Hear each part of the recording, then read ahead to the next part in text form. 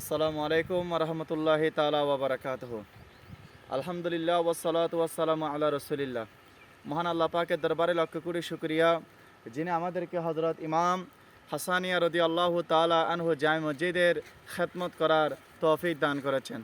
আমি এখন দাঁড়িয়ে আছি হযরত ইমাম হাসানিয়া রাদিয়াল্লাহু তাআলা জামে মসজিদের প্রাঙ্গণে, যেটা জঙ্গল সলিমপুর কালাপানিয়া সীতাকুণ্ডে অবস্থিত।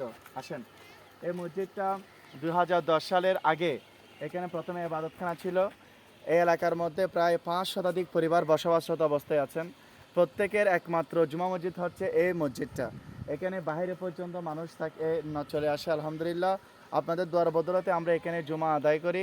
এই এলাকাটা হচ্ছে একদম নিম্নবিত্ত এলাকা, যে এলাকার মানুষগুলো দৈনিক এনে দৈনিক খায়, যাদের সকলের সার্বিক ক্ষুদ্র ক্ষুদ্র সহযোগিতার মধ্য দিয়ে আমরা মসজিদের কাজটাকে ধরেছি। আলহামদুলিল্লাহ, তো আলহামদুলিল্লাহ আমরা যে কঙ্করগুলো এনেছিলাম, এখানে অনেকগুলো কঙ্কর রয়েছে, কিছু রডও রয়েছে। আলহামদুলিল্লাহ আযাওয়াজাল, আমরা যে হযরত ইমাম হাসানিয়া রাদিয়াল্লাহু তাআলা আনহু জামে মসজিদের কাজ ধরেছিলাম, এটা প্রায় 50 ফিট বাই 50 ফিট একটা মসজিদ।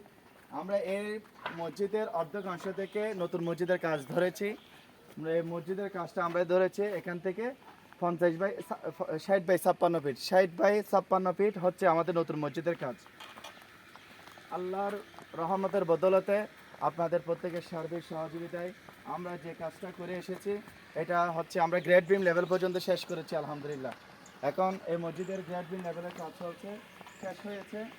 গ্রেড বিম লেভেলের কাজ শেষ হওয়ার পরেই আমরা আলহামদুলিল্লাহ এখন এখানে মাটি ভরাট করব। যে এখানে গর্তগুলো দেখতেছেন, এই গর্তগুলোর মাটিগুলো আস্তে আস্তে ভরাট করে বিটাটাকে লেভেল করবে ইনশাআল্লাহ।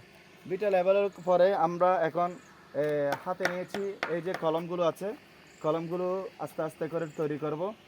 আমরা আসলে প্রায় এখন 7 থেকে 8 মাস পর্যন্ত হচ্ছে মসজিদের কাজ ধরেছি, যে কারণে পিলারের মধ্যে রডের মধ্যে জংকারগুলো চলে এসেছে। তো যখন ঢালাই করবো ইনশাআল্লাহ, এগুলো আমরা আস্তে আস্তে ব্রাশ করার পরে তারপর ঢালাই করব। তো আলহামদুলিল্লাহ, আমরা আমাদের তৌফিক যতটুকু ছিল, আমাদের সামর্থ্য যতটুকু ছিল, সেটা দিয়ে আমরা চেষ্টা করেছি। এখানে যারা কাজ করতেছেন দেখতেছেন, এখানে আমরা কাউকে কোনো বেতন দিচ্ছি না। সমাজের সর্বস্তর মানুষগুলো এসে আপন দায়িত্বে নিজ দায়িত্বে এসে আল্লাহর ঘর মসজিদের জন্য খেদমত আঞ্জাম দিচ্ছেন।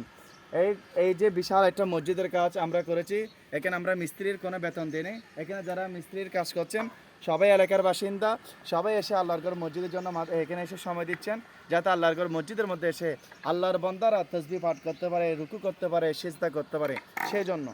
তো আলহামদুলিল্লাহ, আমরা আমাদের তৌফিক অনুসারে হতদরিদ্র এলাকার মধ্যে যে কাজটা করতে পেরেছি, মালিকের দরবারে শুকরিয়া।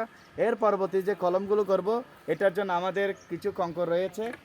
কলমের কঙ্কর মোটামুটি আলহামদুলিল্লাহ আছেন। এখানে প্রায় আর অনেক রডের প্রয়োজন। তারপরে হচ্ছে ছাদ আছে, টাইলস আছে। এই যে একটা বিশাল অঙ্কের খরচ, এই যে বিশাল অঙ্কের খরচ বহন করার মতো সেই তৌফিক, সেই দৌলত আমাদের কাছে নেই। এই জন্য আমার এই কথাগুলো যারা শুনবেন, ইমানদারদের হৃদয়ের মধ্যে আলহামদুলিল্লাহ আল্লাহ এবং রসুলের প্রেমের যদি অন্তরের মধ্যে ধারণ করি, অবশ্যই অবশ্যই আপনারা আপনাদের সার্বিক সহযোগিতার হাতটা বাড়িয়ে দিবেন, যাতে আমরা এসে এই মসজিদের মধ্যে নামাজটা আদায় করতে পারি।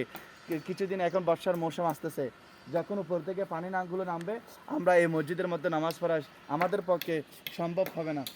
সেই জন্য বর্ষার আগে আগে যদি আমরা যদি এখানে মাটিটা ভরাট করে উপরে যদি ন্যূনতম ছাদটা দিয়ে দিতে পারি, আমরা এখানে নামাজটা আদায় করতে পারবো।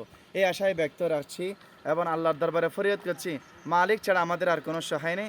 আল্লাহ যদি মেহেরবানি করেন তার বন্দাদের মাধ্যমে আমাদের এই মসজিদের কাজটা, অসমাপ্ত কাজটা সমাপ্ত হবে, সে আশা ব্যক্ত রেখে এখানে শেষ করছি। আসসালামু আলাইকুম রহমতুল্লাহি ওয়া বারাকাতুহু।